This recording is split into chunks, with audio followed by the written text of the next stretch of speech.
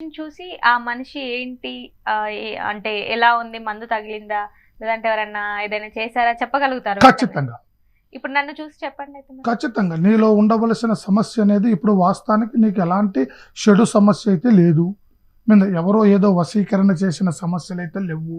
మరి మనశ్శాంతి ఉండట్లేదు కదా! వాస్తవానికైతే మనశ్శాంతికి ఈ సమస్యకి సంబంధం లేదు. హ్మ్. నీలో ఉండవలసిన కొన్ని పనులు పూర్తి గాక, అనుకున్నది రీచ్ గాక, ముందుకు పోయే దాంట్లో కొన్ని బ్రేకులు కావటం, ఏది చేసినా కలిసి రాకపోవటం, నీకంటే వెనకొచ్చిన పనులు నువ్వు వెనకబడిపోవటం, నువ్వు ఎంత ముందుకు పోవాలనుకున్నా ముందుకు సాగకపోవటం, అలాంటి కొన్ని అడ్డంకుల వల్ల నువ్వు ఇది చేయాలనే ఆలోచనలు ఆరాటపడేది వేరు. అది మనశ్శాంతి లేకపోవటం అనరు.